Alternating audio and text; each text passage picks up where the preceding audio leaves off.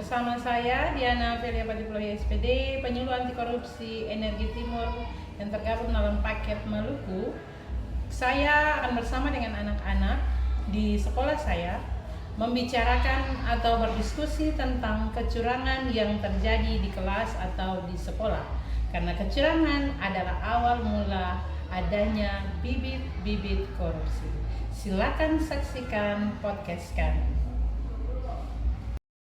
Ya, selamat siang. Siang. Kembali lagi bersama saya Diana Patiploya SPD, penyuluh anti korupsi paket Energi Timur dari Maluku. Kami akan melakukan perbincangan atau podcast yang berkaitan dengan kecurangan yang terjadi di sekolah. Sebelumnya kita akan ada dalam tahap perkenalan. Dimulai dari yang pertama, silakan. Perkenalkan, nama saya Joy. Perkenalkan, nama saya Tere. Perkenalkan, nama saya Gisel. Perkenalkan, nama saya El. Perkenalkan, nama saya Edli. Perkenalkan, nama saya Siti. Perkenalkan, nama saya Ona.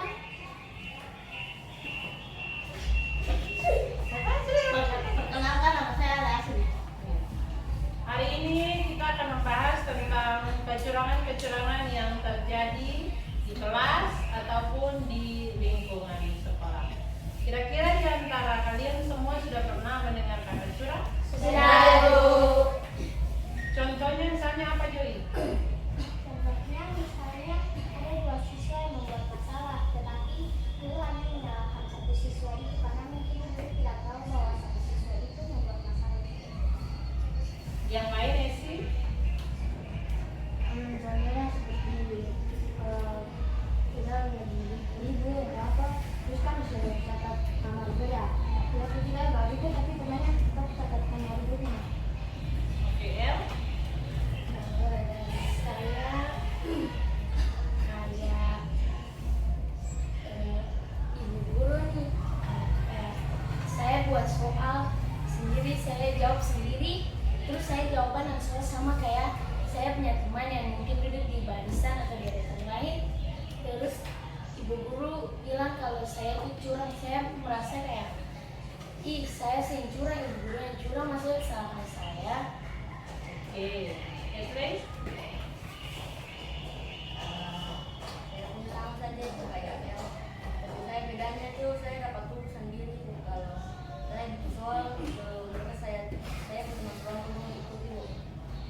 Jerry? Saya nggak tahu ada itu tulis jawabannya, tapi kan sambil kayak bangun jawaban nanti pas itu nanti ibu bilang katanya sambil jawaban nanti kata dulu. Ona? Saya bilang bersama dengan Kelly saat lagi tes lalu itu tamam bilang katanya punya jawaban, lalu ibu guru kasih dia penilaian yang paling bagus. Tere?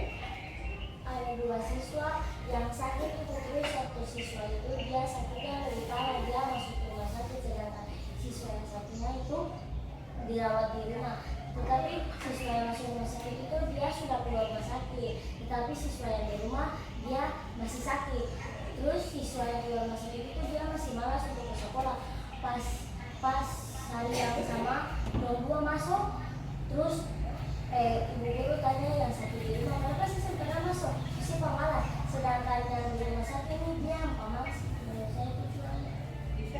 Menurut saya pada saat ujian kayak saya sih kayak ada unayan sih, saya sih pakai saya pun tidak sedih sampai teman menyontek itu lah kalau jawaban sama ibu guru kasih salah saya. Dari apa yang kamu sampaikan, saya menyimpulkan bahwa kecurangan yang terjadi dalam proses pembelajaran itu nyontek ya. Nyontek. Kalau menurut kamu kira-kira nyontek itu dibolehkan atau tidak? Tidak. Iya. Kalau tidak dibolehkan, kira-kira bagaimana cara mencegahnya? Cara mencegahnya Supaya jangan terjadi nyontek.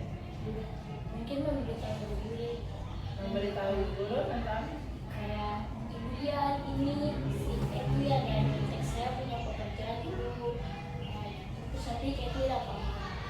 data saksi. Ada lagi, Ona? Saya lihat saya teman-teman beberapa ada yang tutup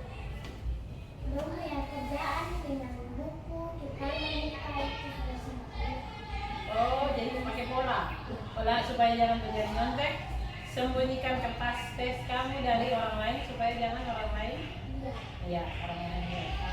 Kira-kira dari yang tadi kita sudah bicarakan mengenai kecurangan, salah satunya adalah nyontek dan cara untuk mencegahnya. Kira-kira apakah perlu lagi ada komunikasi dengan guru supaya kecurangan-kecurangan itu jangan sampai terjadi lagi di dalam kelas? Contohnya apa bisa? Kayak maksudnya kayak jurusan-jurusan itu. Oh, tapi kalau dalam keadaan kelas misalnya kelasnya banyak siswa, gimana caranya?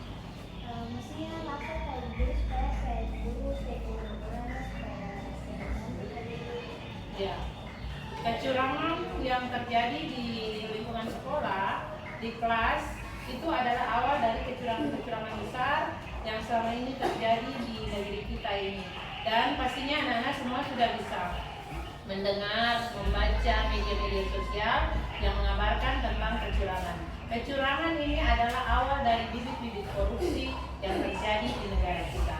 Untuk itu, apakah anak-anak semua bersedia atau berkomitmen supaya mengatasi kecurangan-kecurangan yang terjadi di negeri kita? Apakah semua setuju? Setuju. Demikian podcast dari kami. Saya Diana Pedepati, penyuluh anti korupsi paket energi timur dari Maluku, menyampaikan kepada kita semua bahwa untuk menghindari yang namanya korupsi dimulai dengan tidak adanya kecurangan. Selamat siang, tepuk tangan untuk kita semua.